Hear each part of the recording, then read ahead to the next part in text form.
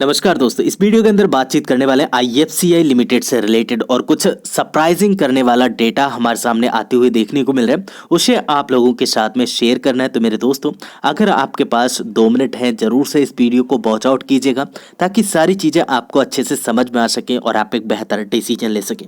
यहाँ पर अगर बाजार की बात की जाए तो हमें आज के दिन काफ़ी अच्छा उछाल देखने को मिला और कंपनी हमें एक स्मॉल कैप होने के साथ साथ इन दोनों एक हाई ग्रोथ कंपनी देखने को मिल रही है। जहाँ पर हमने कंपनी को डिस्कस किया था तब इसकी मार्केट कैप अप्रोक्सीमेटली हमें 6500 करोड़ देखने को मिल रही थी और वहां से अभी के समय पर देखा जाए तो कंपनी की जो मार्केट कैप है हमें 13,145 करोड़ में कन्वर्ट होते हुए देखने को मिल रही है।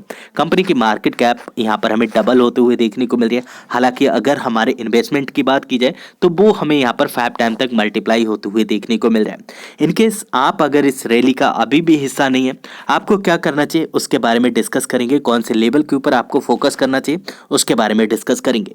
क्योंकि यहाँ पर देखा जाए तो हमें 20% का अपर बैंड देखने को मिल रहा था और वो अभी के समय पर घट के बीते 2 दिनों से हमें 10% का देखने को मिल रहा है। तो इसके पीछे क्या लॉजिक है उसके बारे में डिस्कस करेंगे। और अगर सेक्टर की बात की जाए कि स्टॉक हमें सेक्टर से महंगा देखने को मिल रहा है या फिर सस्ता देखने को मिल रहा है, अगर आप स्क्रीनर की वेबसाइट पर जाएंगे तो हो सकता है आपको जो इसकी पी है वो काफ़ी हायर लेवल के ऊपर रिफ्लेक्ट करते हुए देखने को मिले। बट अगर हम कंपनी की एक्चुअल पी की बात करें तो अभी भी हमें काफ़ी अंडर वैल्यूड देखने को मिल रही है।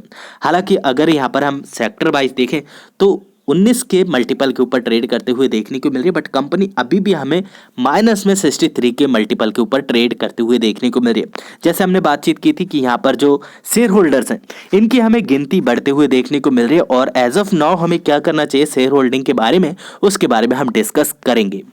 देखिए, वैसे तो आपको पता है कि हम सिर्फ और सिर्फ अपने काम की चीजें ही डिस्कस करते हैं जो हमारे और आपके काम की चीजें हैं। वेदर आप इस कंपनी के अंदर 1000 स्टॉक्स उठाने के बाद कामकाज कर रहे हैं, वेदर आपके पास इस कंपनी के 2000 स्टॉक्स हैं, हम सभी के सभी यहाँ पर रिटेल कैटेगरी में ही आते हैं।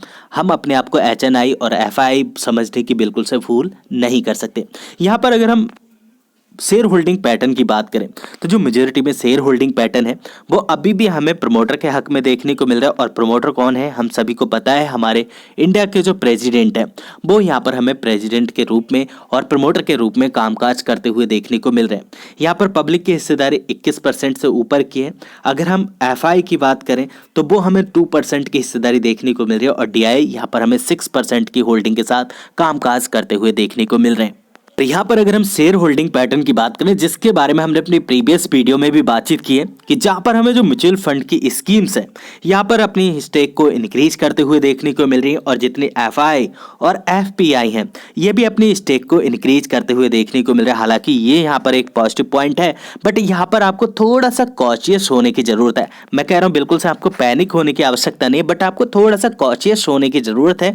क्योंकि यहाँ पर देखा जाए तो हमारी जो सेबी है इन्होंने एज ऑफ नाउ एक रूल निकाला है कि अगर कोई भी FI, DII या फिर कोई भी HNI किसी भी कंपनी के अंदर अपनी स्टेक को इंक्रीज करता है या फिर इन्वेस्टमेंट करता है तो उस इन्वेस्टमेंट का डाटा को सेबी को देना पड़ेगा और ये बताना पड़ेगा कि ये फंड उनके पास कहाँ से आए।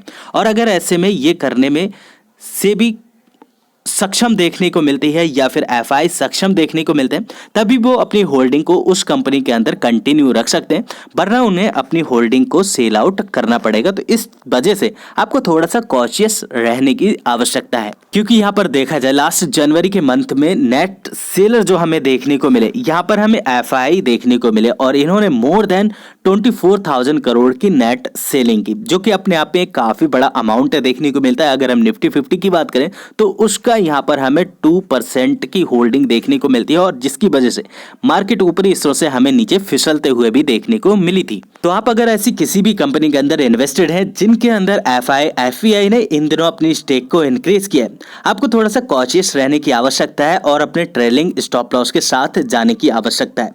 क्योंकि अगर पैनिक में आके आप सेलिंग करेंगे तो हो सकता है आपको लॉस लग जाए, बट अगर आप एक डीप स्टॉप लॉस के साथ जाएंगे तब आप कंटिन्यू बेसिस पर किसी भी कंपनी को होल्ड कर सकते हैं फॉर द लॉन्ग टर्म।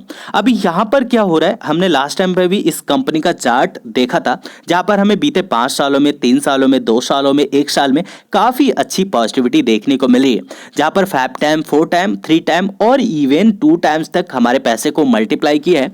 और यहाँ पर देखा जाए तो कंपनी साल 2008 की मंदी के बाद से अभी तक भी उभर नहीं पाई है। हालांकि यहाँ पर उभरने की पूरी कोशिश कर रही है और जो चार्ट पर हमें दिखा था हमने वो आपको समझाने की कोशिश की थी। अगर आपने वहां से भी कंपनी के अंदर इन्वेस्ट किया होगा तो आज की डेट में भी आपके जो इन्वेस्टमेंट है वो यहाँ पर आपको 5 टाइम मल्टीप्लाई होते हुए देखने को मिल रहा होगा। क्योंकि जब किसी भी कंपनी के अंदर इस तरह के लोअर लो और लोअर हाई की सिचुएशन बनती है, कोई भी इन्वेस्टर यहाँ पर समझ नहीं पाता है कि यहाँ से स्टॉक वापस ऊपर जाएगा या फिर नीचे आएगा, और अल्टीमेटली हमें नीचे आते हुए देखने को मिल रहा है। एंड ऐसे समय पर काफी ऐसी कंपनीज हैं जो यहाँ पर हमें मल्टी बैगर होते हुए देखने को मिल रही है, जिनके अंदर एक लंबे समय से एक ठंडक देखने को मिल रही थी, अचानक उनके अंदर हमें एक तेजी की गर्मी देखने को मिल रही है। और यहाँ पर भी जो बेस बना वो काफी अच्छा बेस बना, बट एज ऑफ नाउ जो तेजी बनते हुए देखने को मिल रही है, जिसकी वजह से यहाँ पर एक के बाद एक सारे लेवल हमें धराशायी होते हुए देखने को मिल रहे हैं। और यहाँ पर देखा जाए तो अभी के समय पर जो ये साल 2010 का लेवल है, जो कि इसका 30 रुपीज का लेवल है, हमें ये कल के दिन भी ब्रेक होते हुए देखने को मिलेगा। और स्टॉक अगर इसके ऊपर सस्टेन कर लेता है तो यहाँ पर हमें आने वाले दिनों में वो दिन दूर नहीं जब हम यहाँ पर 70 रुपीज के लेवल और इवन यहाँ पर हम 80 रुपीज के लेवल को डिस्कस कर रहे होंगे। बट यहाँ पर आपको थोड़ा सा कॉशियस रहने की आवश्यकता है, क्योंकि यहाँ पर अगर आप देखेंगे तो स्टॉक के अंदर हमें एक तरफा तेजी देखने को मिल रही है और जो एंगल देखने को मिल रहा है, जिसका मैं बार बार अपनी वीडियो में जिक्र करता हूँ, जहाँ पर हमें 90 डिग्री का एंगल देखने को मिले, वहां पर हमें थोड़ा सा कॉशियस होने की आवश्यकता होती है। तो यहाँ पर हो सकता है आपको 35 रुपीज के ऊपर से और इवन यहाँ पर आपको 30 रुपीज के लेवल से थोड़ी बहुत भी प्रॉफिट बुकिंग देखने को मिले।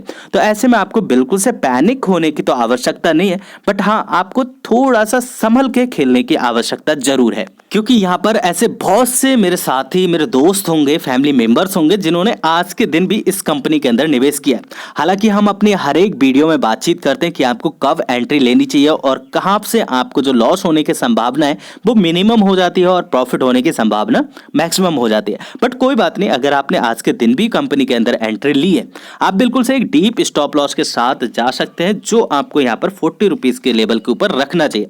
बहरहाल कंपनी के अंदर एक छोटी करेक्शन ड्यू है, वो आज नहीं कल, लेटर और सूनर हमें देखने को मिलेगा, जो स्टॉक को यहाँ पर 50 रुपीज तक भी लाने का दम रखता है। बट ऐसे समय पर आपको बिल्कुल से पैनिक होने की आवश्यकता नहीं है। अगर आप यहाँ पर बाइंग करने से चूक गए, जब स्टॉक आपको ऊपरी स्तर से नीचे आते हुए देखने को मिले, तो आप ऐसी जगह पर अपनी बाइंग की रणनीति को अपना सकते हैं और एक लॉस होने से आप बच सकते हैं, प्रॉफिट होने की राह पर आप चल सकते हैं।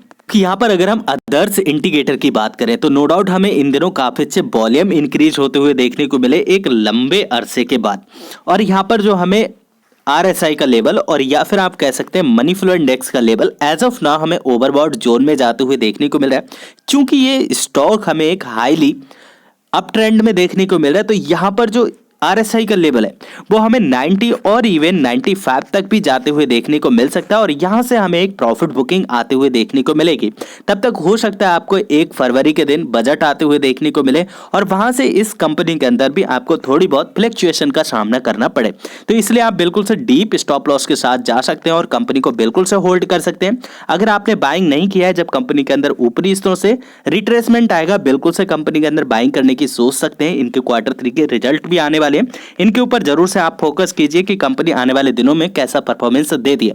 अगर इनके नंबर अच्छे हो जाते तो ये स्टॉक बहुत ही जल्दी हमें 100 रुपीज के ऊपर ट्रेड करते हुए भी देखने को मिलेगा। इनके हिसाब के मन में और भी कोई क्वेश्चन क्यूरी है इस कंपनी से जुड़ी या फिर किसी भी कंपनी से जुड़ी, आप बिल्कुल से नीचे कमेंट बॉक्स में मेरे साथ शेयर कीजिएगा। मैं यही हूं आपके सारे सवालों के जवाब देने के लिए। इनकेस मेरे द्वारा दी गई जानकारी आपको अच्छी लगती है दोस्तों, नीचे लाइक का बटन है, उसे प्रेस करके मुझे इनकरेज जरूर कीजिएगा।